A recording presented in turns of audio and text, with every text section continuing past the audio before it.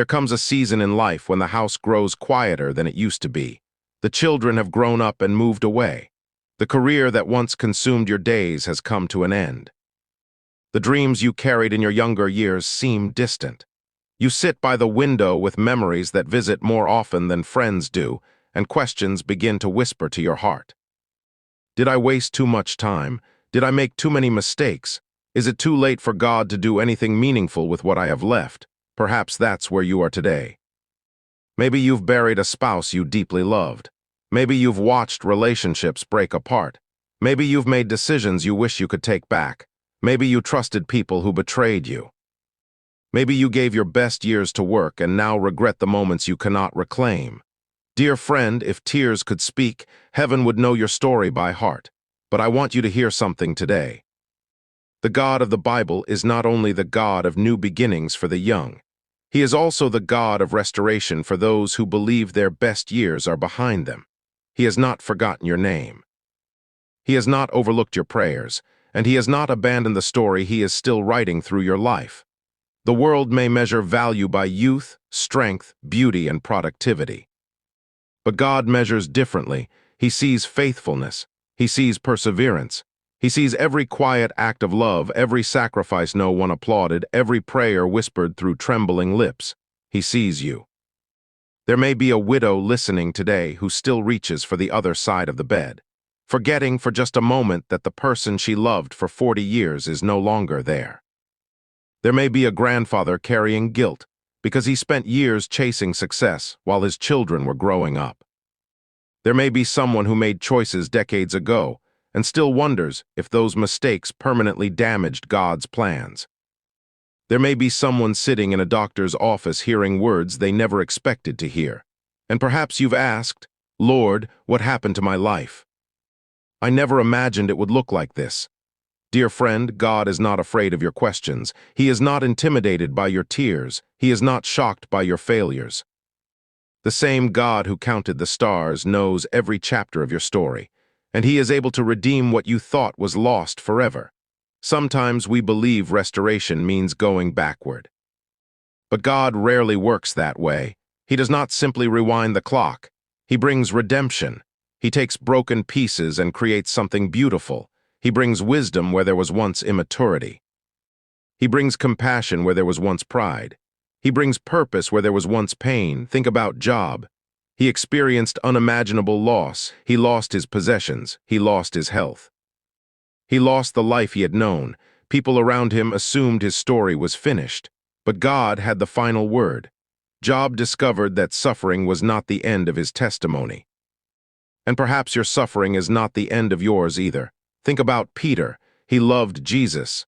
Yet in one of the darkest moments of his life, fear overcame him.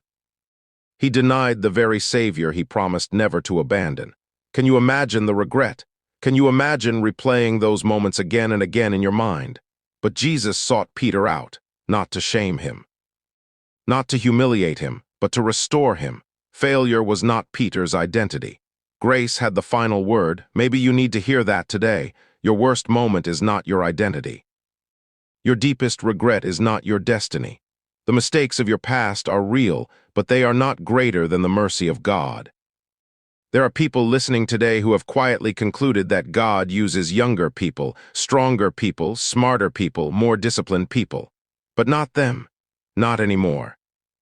Yet Scripture tells a different story. Abraham was advanced in years when God's promises unfolded. Sarah laughed because the situation seemed impossible. Moses was 80 years old when God called him to lead. Age has never been an obstacle for Almighty God. The God who created time is not limited by it. Dear friend, as long as you have breath in your lungs, God still has purpose for your life. You may not move as quickly as you once did. You may not have the same energy you had decades ago. But your prayers still matter. Your testimony still matters. Your wisdom still matters. Your faithfulness still matters.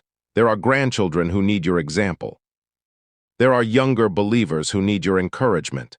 There are people who need to hear how God carried you through seasons they cannot imagine surviving. The enemy would love for you to believe that your usefulness has expired.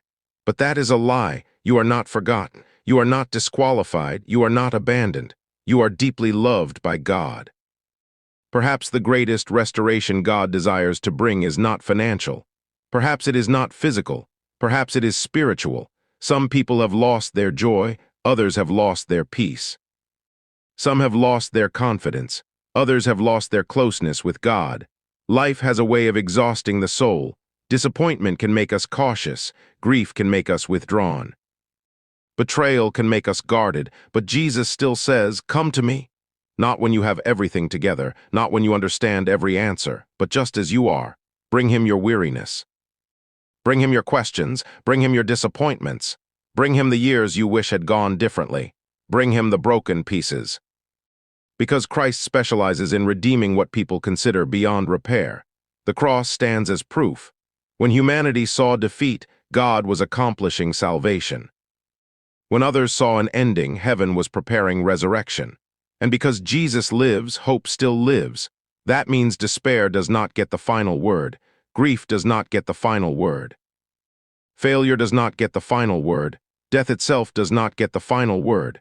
Jesus Christ does. Dear friend, maybe today you cannot see what God is doing. Maybe all you see is the empty chair at the dinner table, the medical report, the financial burden, the strained relationship, the loneliness, the unanswered prayer. But faith means trusting God's heart even when you cannot trace his hand. One day you may look back and discover that God was sustaining you when you thought you were surviving alone. He was strengthening you when you felt weak. He was teaching you dependence when you thought he was absent. He was preparing eternal treasures through temporary trials. Please don't give up. Don't stop praying for your children. Don't stop believing for reconciliation. Don't stop opening your Bible. Don't stop gathering with other believers. Don't stop trusting the God who has carried you this far. He has been faithful through every season. He was faithful in your youth. He was faithful in middle age. And he will be faithful in these years as well. You may not understand every chapter, but you can trust the author. One day all sorrow will give way to joy. Every tear will be wiped away. Every burden will be lifted. Every wrong will be made right. Until that day, walk by faith. Wake up each morning thanking God for another opportunity to serve him. Speak words of kindness. Share your testimony, pray faithfully, love generously, forgive quickly, live with eternity in view. And if you've wandered far from God, come home today. His arms are open. His mercy is available. His grace is sufficient. He has not stopped loving you. You don't have to clean yourself up before coming to Christ. You simply come, you confess your need, you place your trust in him. You receive the forgiveness he freely offers, and you allow him to lead the days you have ahead. Dear friend, your story is not over. God still sees purpose where you see limitations. He still sees beauty where you see ashes. He still sees possibility where you see disappointment. You may have lost many things throughout your life, but if you have Christ, you have hope. And hope in Christ never disappoints. So lift your head, take the next step of faith. Trust God with the chapters you do not understand. The years behind you are in his hands. The days before you are in his hands, and your eternity is secure in his hands. One day you will look back and see that even in the valleys, God was faithful. Even through tears, God was present. Even through losses, God was working. And you will say with gratitude and wonder, "The Lord carried me, the Lord sustained me, the Lord restored my soul." And his faithfulness never failed. May the peace of Christ guard your heart. May his hope strengthen your spirit. And may you discover that no season surrendered to God is ever wasted. Amen.